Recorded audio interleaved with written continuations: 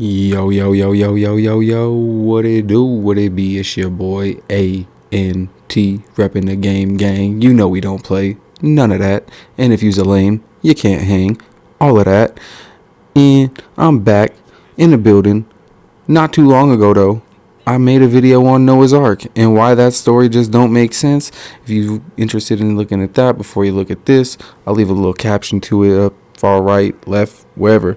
But talked about that and why the evidence of history just doesn't quite support a worldwide flood myth. Just like the story of Noah and the ark, the story of Moses and the Jews' exodus from Egypt doesn't have a lot of evidence to support it ever happening either.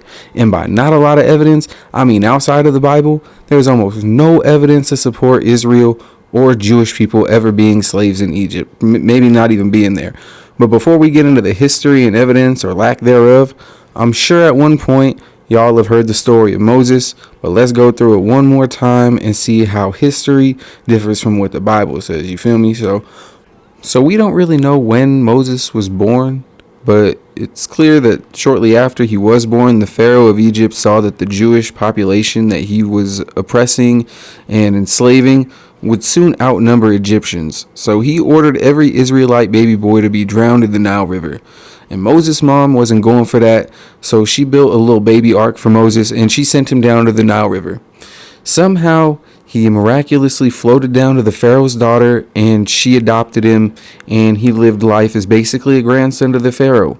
Until one day, when he was 40 years old, he witnessed an Egyptian beating an Israelite, and this awakened like the eye of the Jew inside of him or something. So he killed the Egyptian and he flees from Egypt and he becomes a fugitive. Now this was clearly before God came up with the whole obey the laws of the land commandment. Otherwise he would have probably been cooked or punished by God or something. Because I mean, you a fugitive and you a murderer, dog, just for somebody beating up. But I don't know, it was against God's people at the time, so I guess that makes it okay.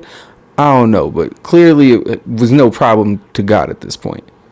And even though he was the Pharaoh's 40-year-old grandson, apparently in Israelite circles, Moses had become like Oscar the Shark Slayer type shit.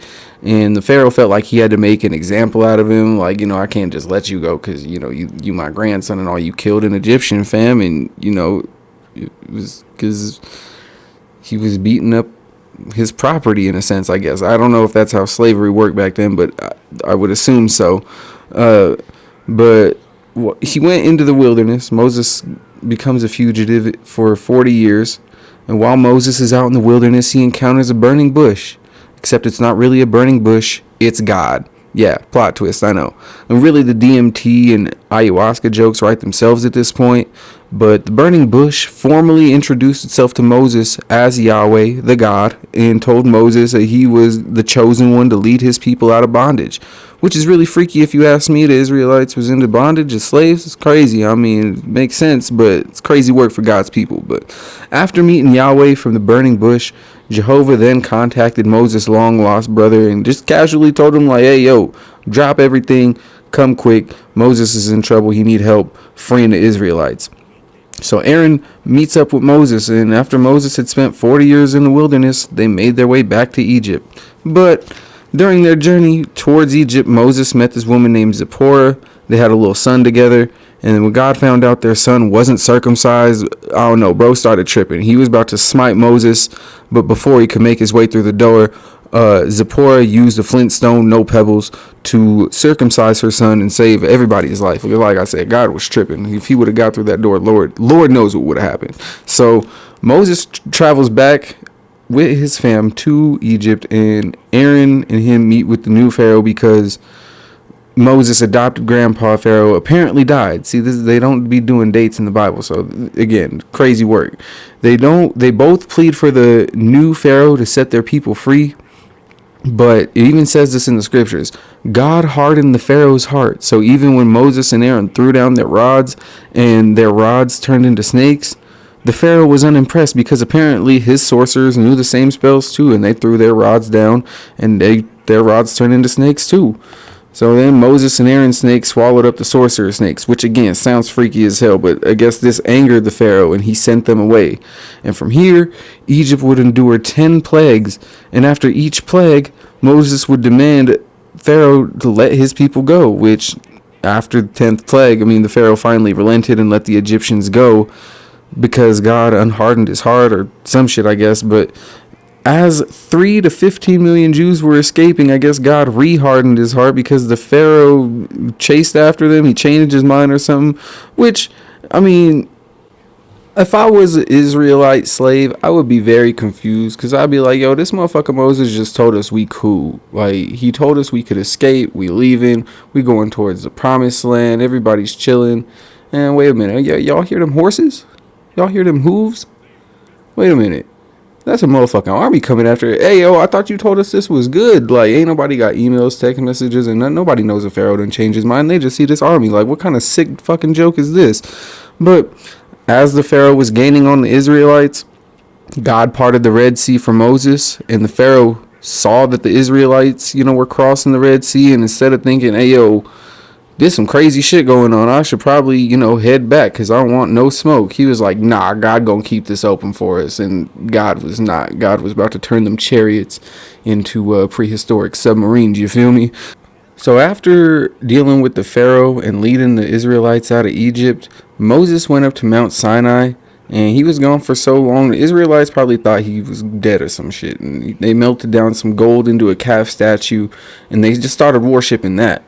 And just as they were having a holiday celebration with the calf, Moses descended from Mount Sinai with the 10 commandments of God. Now this is when all hell breaks loose. Moses, he sees the Israelites worshiping the calf of God and drops the tablets in anger and shock. And then the real God puts a plague on the Israelites, and while Moses pleads for forgiveness from Yahweh, he punished the Israelites further by having the Levites kill all the non-believers. So then everything is kind of cool again, until Moses and the Israelites get close to the promised land. And then Moses, he sends his 12 spies into the promised land, and then the spies come back with negative reports, tell them, hey, we can't go in there yet. And people started to lack faith again. So God reinstilled their faith, by having them wander into the wilderness by eating only manna for 40 years.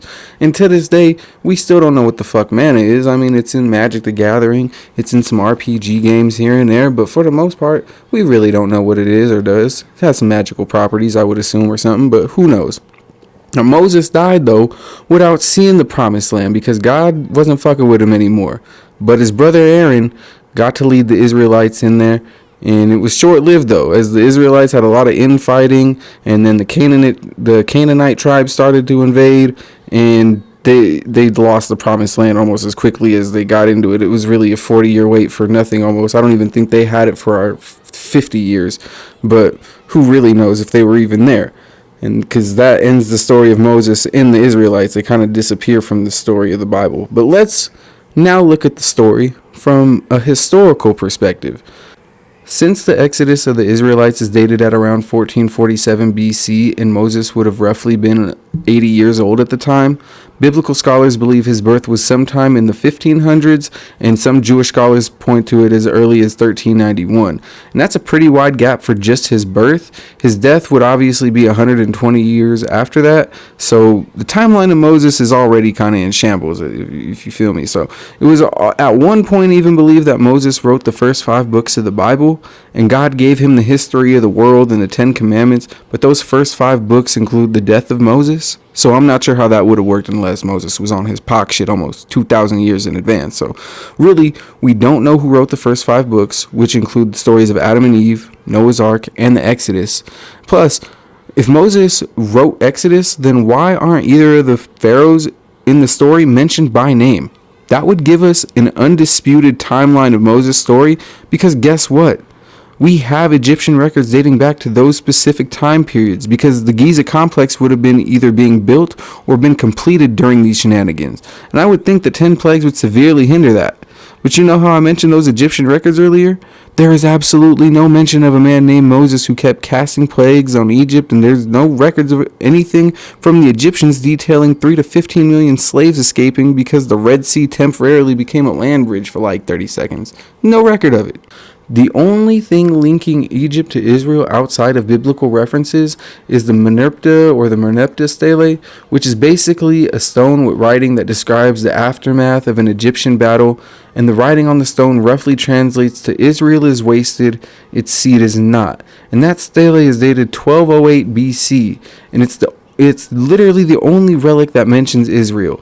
It's also important to note that we haven't found a single antique, writing, campsite, nothing from a band of over 1 million slaves wandering the Middle East for over 40 years. Even though today Google Maps say it's, maybe on foot, it's a month-long journey if you don't stop.